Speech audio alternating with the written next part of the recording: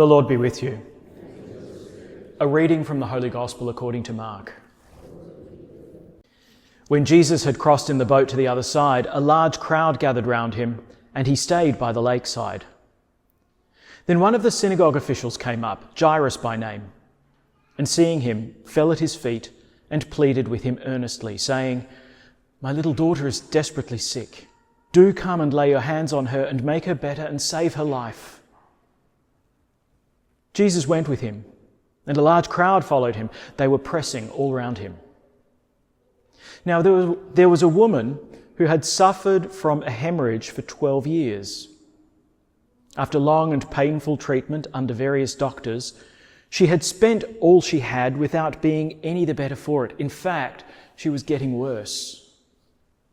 She had heard about Jesus, and she came up behind him through the crowd and touched his cloak.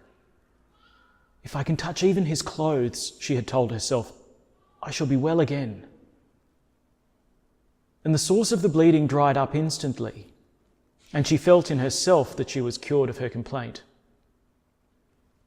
Immediately aware that power had gone out of him, Jesus turned round in the crowd and said, "Who touched my clothes?" His disciples said to him, "You see how the crowd is pressing round, and yet you say, 'Who touched me?'" But he continued to look all round to see who had done it. Then the woman came forward, frightened and trembling, because she knew what had happened to her. And she fell at his feet and told him the whole truth. "My daughter," he said, "your faith has restored you to health. Go in peace and be free from your complaint." While he was still speaking, some people arrived from the house of the synagogue official to say, "Your daughter is dead. Why put the master to any further trouble?" But Jesus had overheard this remark of theirs, and he said to the official, "Do not be afraid, only have faith." And he allowed no one to go with him except Peter and James and John, the brother of James. So they came to the official's house, and Jesus noticed all the commotion, with people weeping and wailing unrestrainedly. He went in and said to them, "Why all this commotion and crying? The child is not dead, but asleep." But they laughed at him. So he turned them all out, and taking with him the child's father and mother and his own companions, he went into the place where the child lay. And taking the child by the hand, he said to her, "Talitha cum," which means, "Little girl, I tell you, get up." The little girl got up at once and began to walk about, for she was about 12 years old. At this, they were overcome with astonishment, and he ordered them strictly not to let anyone know about it, and told them to give her something to eat. The Gospel of the Lord. There's a lot contained in this Gospel. I reckon I could go on all day about it. I won't. But there's one line that has kind of struck me in the last couple of days.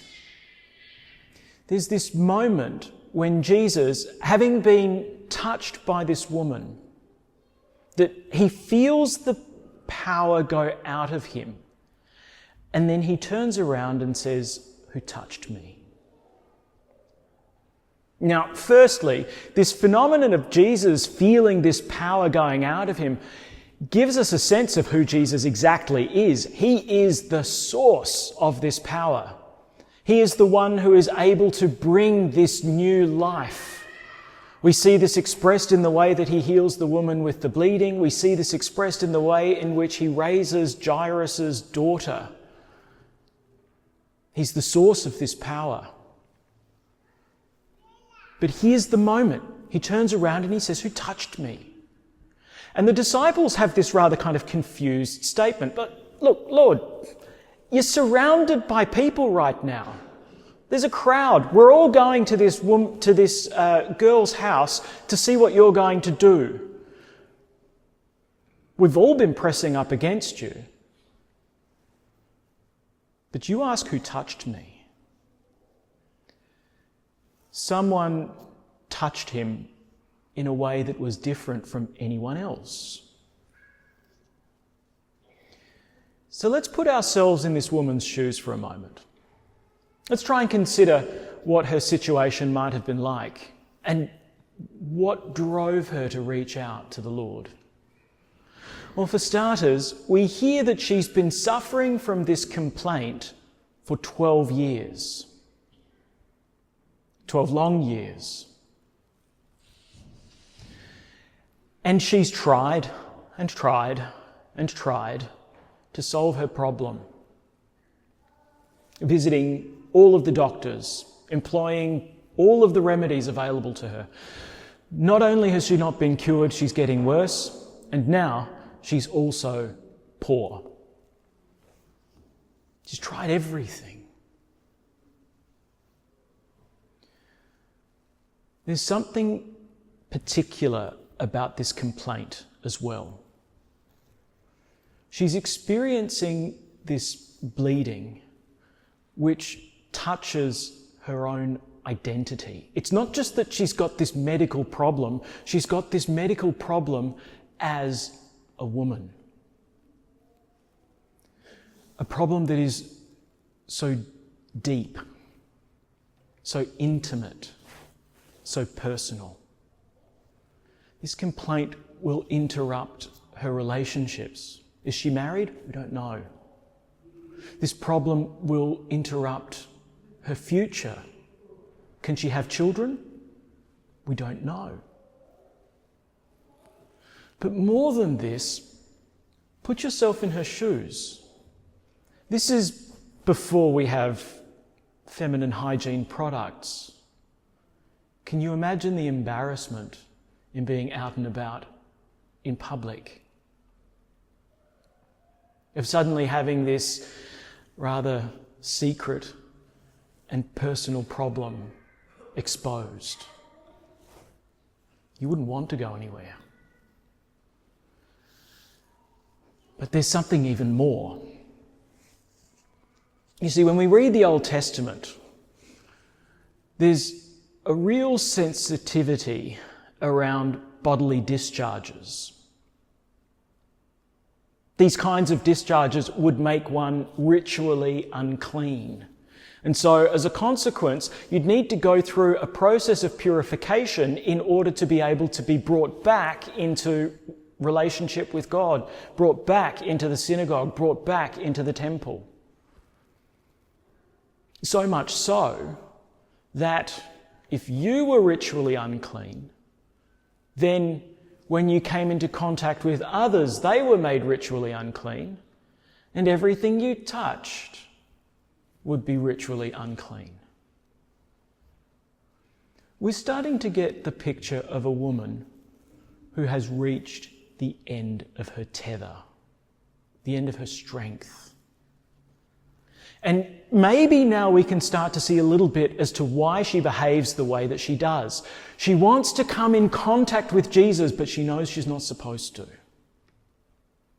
She wants to come into contact with Jesus, but her problem is so intimate and so personal, it is so hidden and so secret that she wants to touch him in a way that not even he will notice.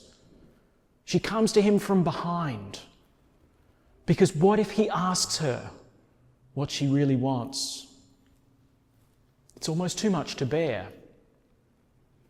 And it's with this that she reaches forward and she touches the fringe of his cloak. Now, this is an important detail because even still today, Orthodox Jews will wear fringes, tassels that come from their belts. And these tassels, they're called tzitzi.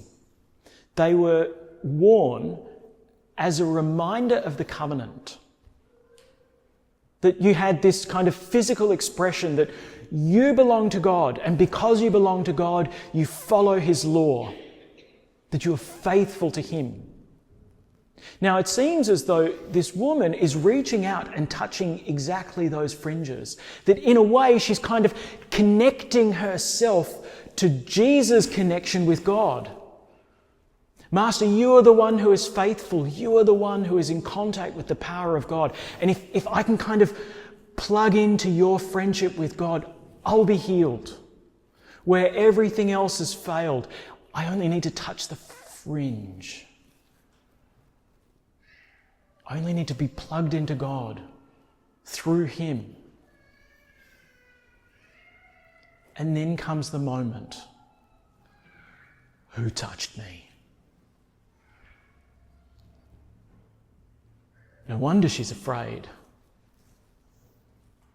And you get the sense that Jesus is kind of scanning the crowd, looking for the one who did touch him. And eventually she comes forward, Lord, it was me. And it's in this face-to-face encounter with God now, with the face of God in Jesus, that she says everything. Now, when we look out now, we can kind of imagine that perhaps the circumstance in which Jesus and the disciples were in is a little bit similar to what we're in now. We're a crowd. We're gathered around Jesus. And we are going to have the opportunity to reach out and to touch Jesus, the source of this power. We're going to receive him in Holy Communion. He's going to place his body into our hands. Now, the thing that kind of provokes my thoughts is, well, what would happen if Jesus, having given us his body and his blood in Holy Communion, now stands in amongst us and says, who touched me? We might be a little bit like the disciples and say, look, Lord, we're all here. We all touched you.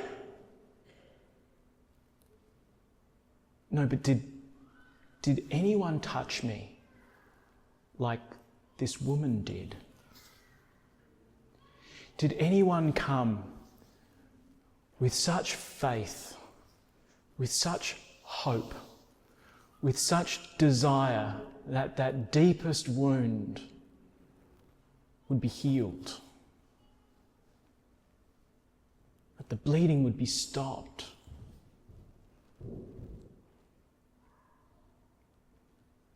I hope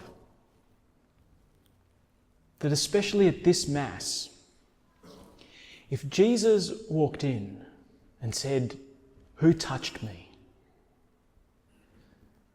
That we'd all be able to put our hand up and say, Lord, it was me. Lord, I touched you.